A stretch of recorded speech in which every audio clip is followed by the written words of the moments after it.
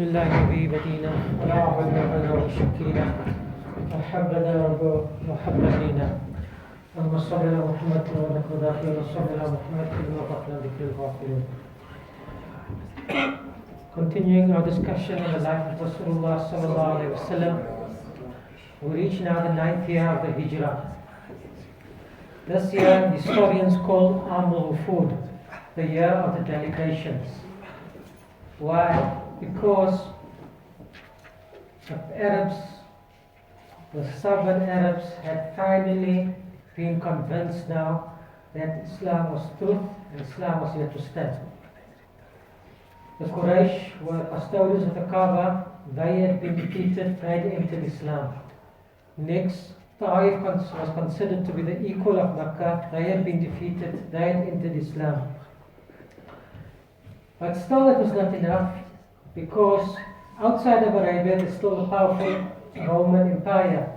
But Rasulullah sallallahu alaihi wasallam proved that Islam was strong enough to take on even the superpower of the day, the Roman Empire, and now the Arab tribes were convinced. And as in Surah Nasr, وَرَأَيْتَ النَّاسَ يَدْخُلُونَ فِي دِينِ اللَّهِ أَفْوَاجًا, and you will see the people flocking into the deen of Allah, the deen of Islam. This was not specifically only in the 9th year of Islam, of the Hijrah, but the 9th year was the main focus of this happening. Most of the tribes came, and each tribe had their own specific way of entering Islam. Each one had there's a lesson and a story behind it, which obviously there isn't time. For example, when the Banū Tamīm came, they challenged Rasulullah sallallahu alaihi wasallam to a poetry contest. Why? For the Arabs, two things was important to prove your manliness. One was physical strength. You fight on the battlefield, and Islam had proven itself in that way. But what Arabs also prized very highly was their language, and specifically their poetry. And poetry was the means of communication and propaganda in that day and age. So that was their final battle, and they were defeated in their poetry, and Banū Tamīm accepted Islam. The lesson for us in that also is that Rasulullah sallallahu alaihi wasallam also employed the means of the day. So the means of that day was poetry. So Rasulullah sallallahu alaihi wasallam had his appointed poets. For more than one occasion they were used in the defense of Islam. Abdullah bin Rawaha radiallahu anhu, Hassan bin Thabit radiallahu anhu, and some others. So the knowledge and the means of the day is also important if employed in the cause of Islam. For example, sometimes I've given Jummah at Wits, and I've told them, for example, amongst other things, that your studying should be a means of recognizing Allah.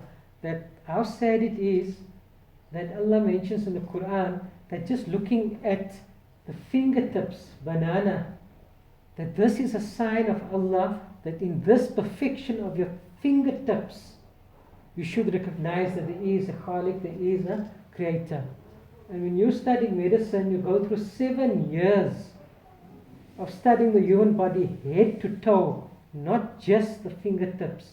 And once in the 7 years do you ever exclaim automatically, Tabarakallahu ahsanul khaliqeen, that most blessed is Allah, the best of creators? Do you ever see Allah in this full body? So the means and the knowledge of the day, any knowledge is useless if it does not take us closer towards Allah, as in the case of the Banū Tamīm. We'll remember our old friends right in the beginning. Rasulullah sallallahu alaihi wasallam went to Banū Hanifa, went to Kinda, and they refused Rasulullah sallallahu alaihi wasallam. We mentioned their reasons, and now they came finally to accept Islam. Sadly for Banū Hanifa, not all of them were very sincere, and they produced the false prophet Musaylama, which would again fight against the Muslims. When Yemen came to embrace Islam, Rasulullah sallallahu alaihi wasallam said that these are the people with the softest of hearts who have come to embrace Islam. Imanu Yamani. That Iman is a Yemeni characteristic. What does this mean? Almost every other tribe, when they are presented with Islam, then it's if this, but that, when this, should that, could that, this and that. Up till today, we tell people, you will know we said this, and they will say, but is this muftabi? So, the Yemeni characteristic is, Allah and His Rasul sallallahu alaihi wasallam said that, Sami'na wa ta'na, we hear and we obey. That was what Rasulullah sallallahu alaihi wasallam praised about the Yemeni people. A very interesting story of this year of the Amul Ford. Two I should mention. I should also mention about when the tribe of Ḥabdul Qays came to embrace Islam. Like anybody, we have not seen Rasulullah sallallahu alaihi wasallam. And as soon as they reach Medina, they rush off, they run to the masjid. They want to see the face of Rasulullah sallallahu alaihi wasallam. But one of the Asajj radiallahu anhu, Asajj first ties all the camels together. He neatens himself and he calmly presents himself to Rasulullah sallallahu alaihi wasallam.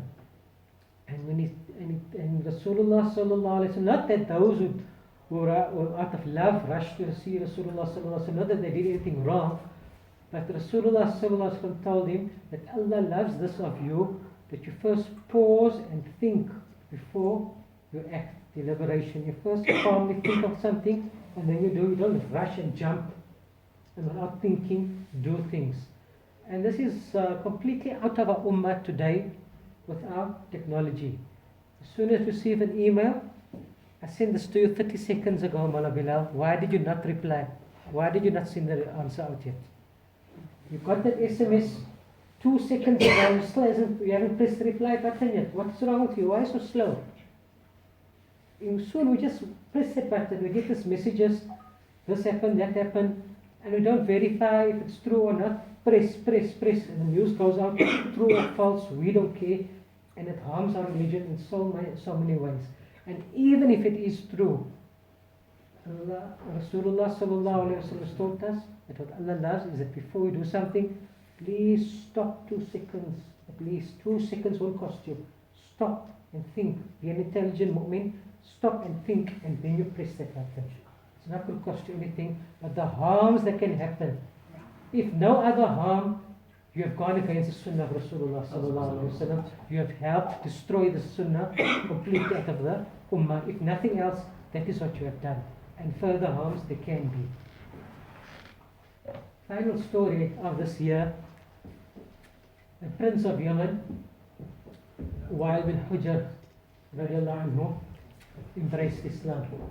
You must understand also that various Sahaba did not have the same time spent in the company of Rasulullah sallallahu alaihi wasallam, just embracing Islam. Their behavior, they might have done something which is not the best of behavior. That does not detract from them being radiallahu anhu.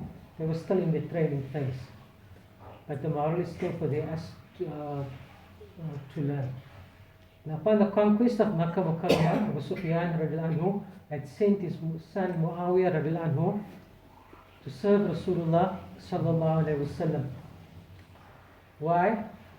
In the entire Arabia there was a handful of people, maybe less than 50 people in the whole of Arabia who could read and write. One of these was Muawiyah bin Abu Sufyan radiallahu anhu, who served as one of the secretaries of Rasulullah sallallahu alaihi wasallam and the Katib al-Wahi. When revelation came down, Muawiyah radiallahu anhu was one of those who used to write down the revelation. Every time you read the Quran, one of those who received the reward of your recitation is Muawiyah bin Abu Sufyan radiallahu anhu. But he was just there in Medina, like Abu Hurairah then, other migrants, he had absolutely nothing to his name despite his father being chief back in Makkah. Now while he embraced Islam, Rasulullah sallallahu alaihi wasallam allocated for him a certain property in Yemen, and then Rasulullah sallallahu alaihi wasallam told Muawiyah that you go with Wail and you do the paperwork and what the things that were done by someone who can read and write. They're setting off. Wail radiallahu anhu gets on his camel. Muawiyah radiallahu anhu doesn't have a penny to his name, never mind a camel, never mind a horse, never mind a donkey, absolutely nothing. And he's looking at Wail radiallahu anhu and he says that, you have a camel. Yeah. So 2 of us can fit on a camel. And Wail radiallahu anhu tells him, Lasta min aradifil muluk. You are not worthy of sitting with royalty. And so Muawiyah radiallahu anhu says, and he's a young boy at the time also, says, what should I do? So he said, can't you see my camel is casting a shadow? You're worthy enough of walking in that shadow. So from Medina down to Yemen, it's now Medina, Makkah, Yemen. Such a distance, the length of the Arabian Peninsula. While radiallahu anhu is riding on his camel, and Muawiyah is in the shadow, walking like that, all that distance. Then he goes there, does the job Rasulullah tells him, and has to again walk all the way back to Medina. Rasulullah leaves this world. The Khulafa come, the 4 Khulafa thereafter come down.